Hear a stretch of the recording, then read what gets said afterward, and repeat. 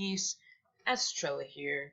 I just wanted to tell you before we start this thing that you will not be getting to see my beautiful face in the corner of the screen because it takes up too much, especially with nerd stuff. I mean, you really gotta be able to see all the beautiful pictures that I have there.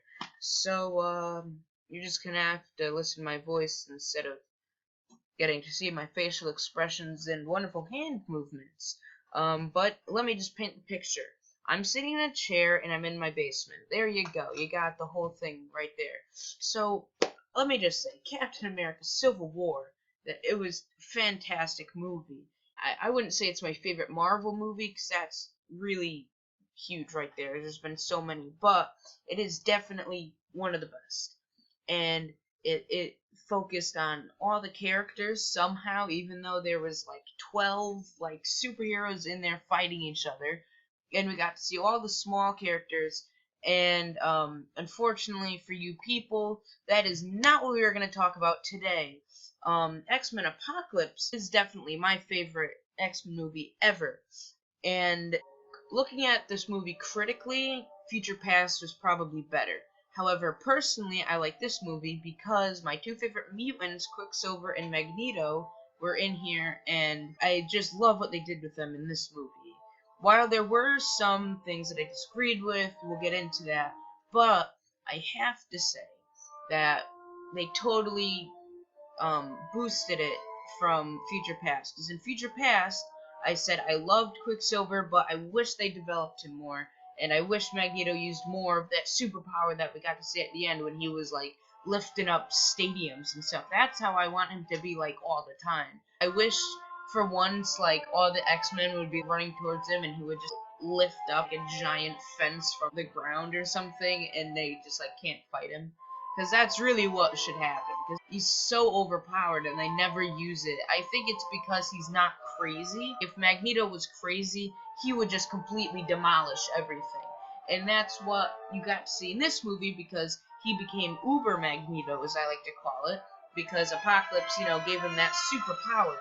And then you get to see how he is using his superpower and he's moving the earth and stuff. That's a little far-fetched. But he should be able to destroy those buildings like Apocalypse is doing. But we'll get to all that in a later slide.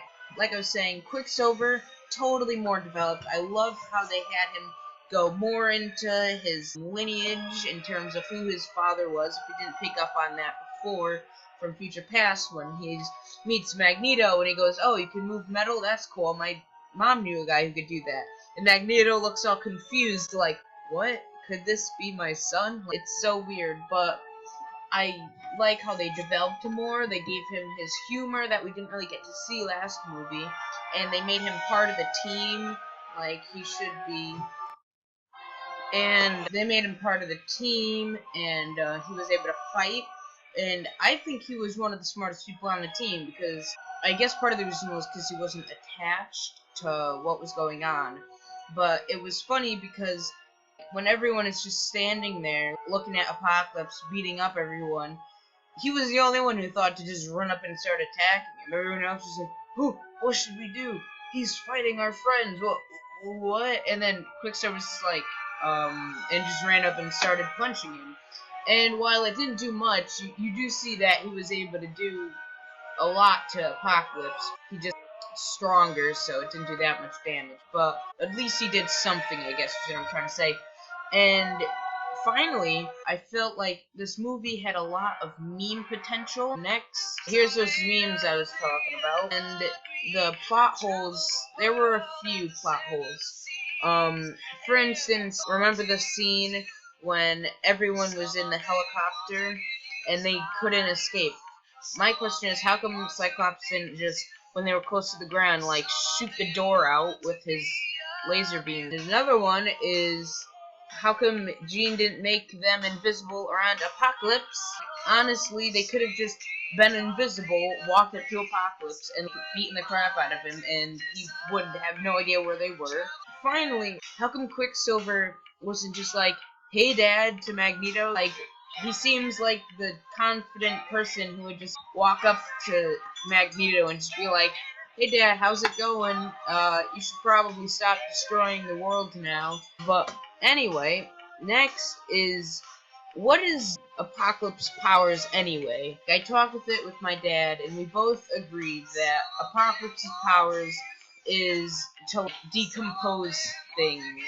Because you see, like, the buildings, when he decomposed them, turn to little bits of metal, and when he did it to people, they turn into dust.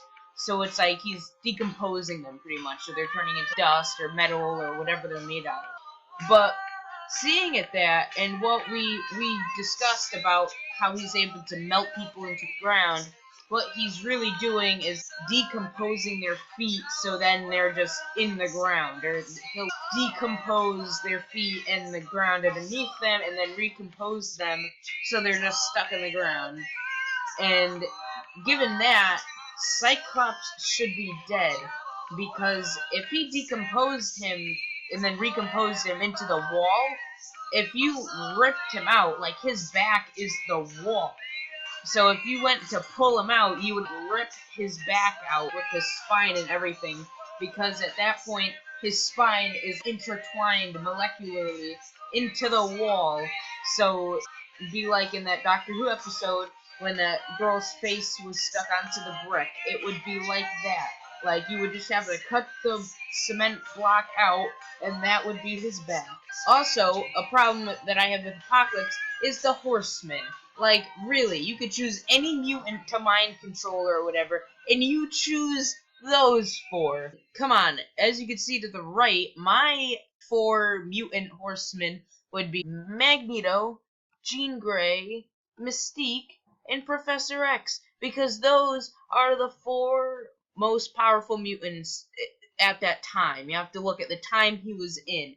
And when I say Mystique, I don't mean like the crappy Jennifer Lawrence Mystique. I think she does a good job. I don't have a problem with Jennifer Lawrence. She's a great actress, you know.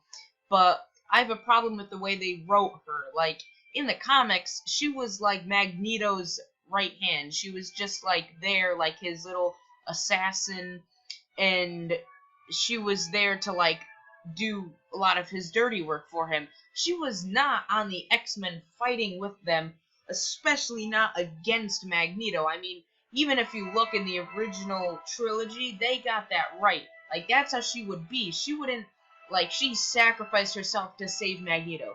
That's how she is. Another great Quicksilver scene. I mean, it was fantastic, and I love how he, like, is so...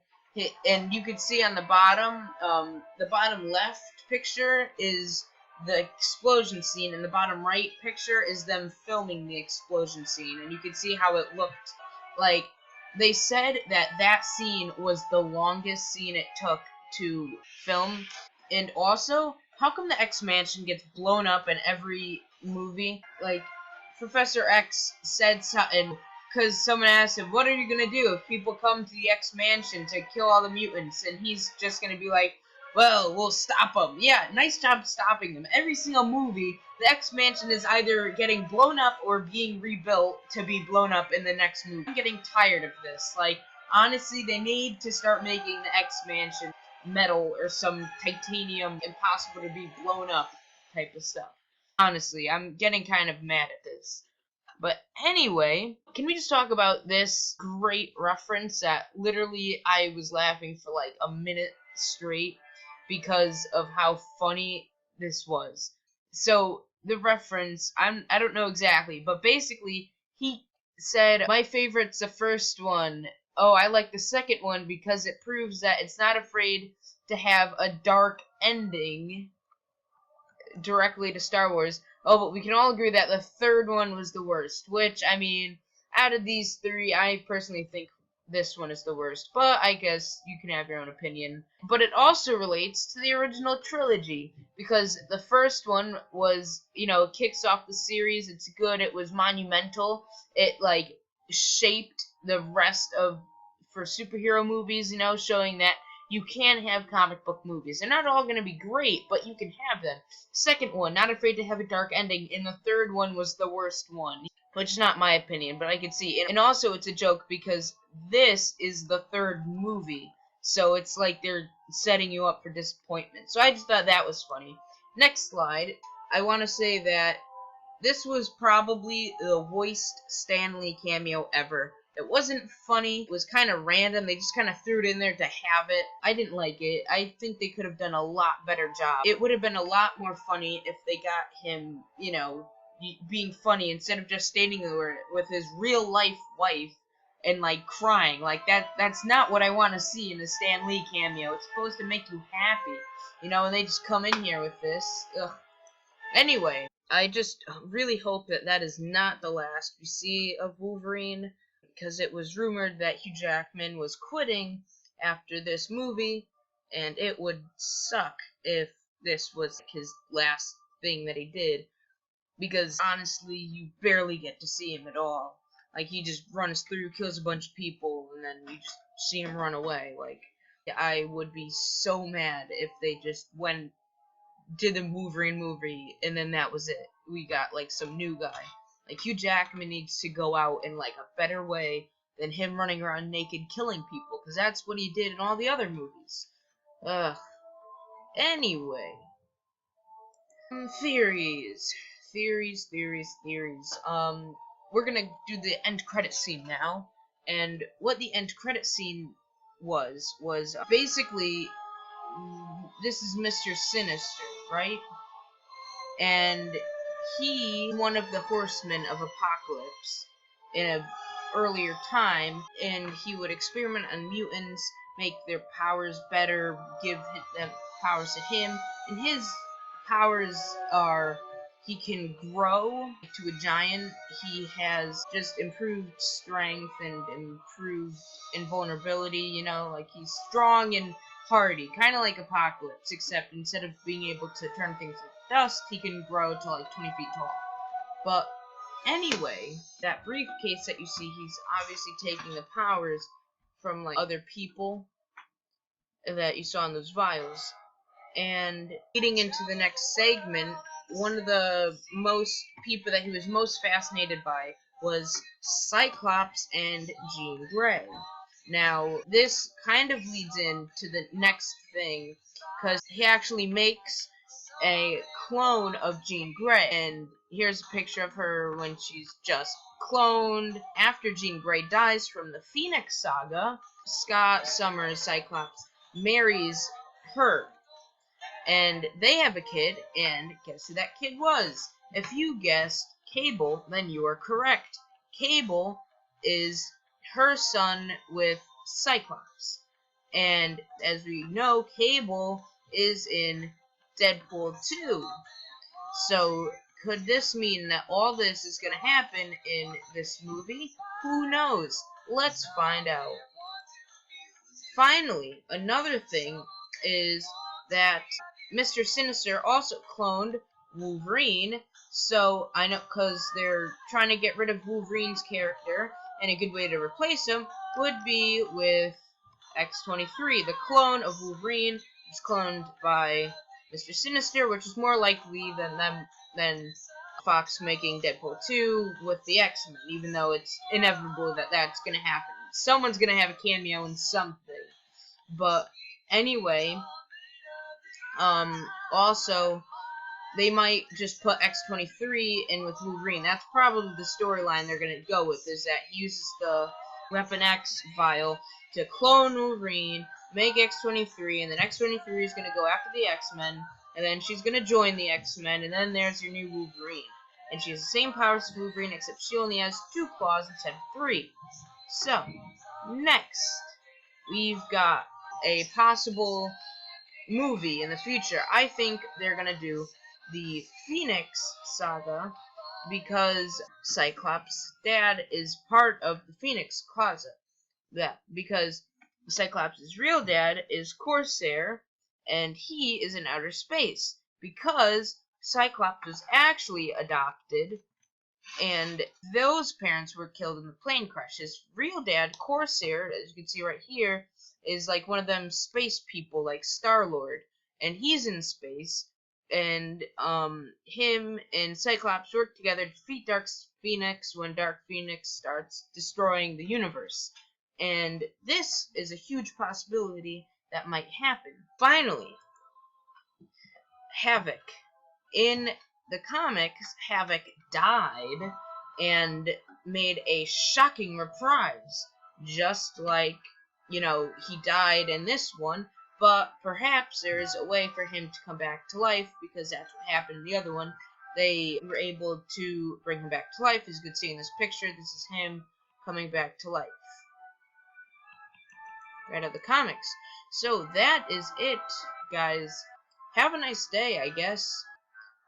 This is probably going to come out a couple weeks after I filmed this, so I don't really know what else I'm going to be able to do. As Trella is here, I could definitely tell you that I still need those videos. If you get any bad videos, please send them to me.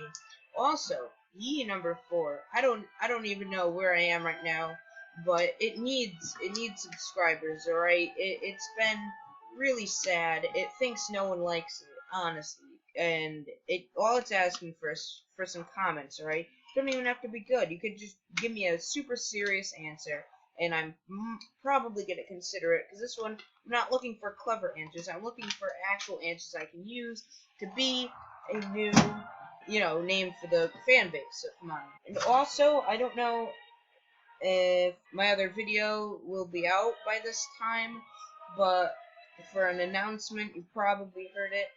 But I'm also looking for a name that I can use for a top 10 series. Not series, like a top 10 segment on my channel. And instead of being like a top 10 or a top 5, it'll be like top 4, top 6, top 11. So it can't be like, top 5 is best or something like that. Just kind of give me an answer for that, That can be a clever answer, but also serious. It really doesn't matter. I just want, it could be Trella's top lists for all I care. Just please send me your idea, and one of them will be chosen, I promise.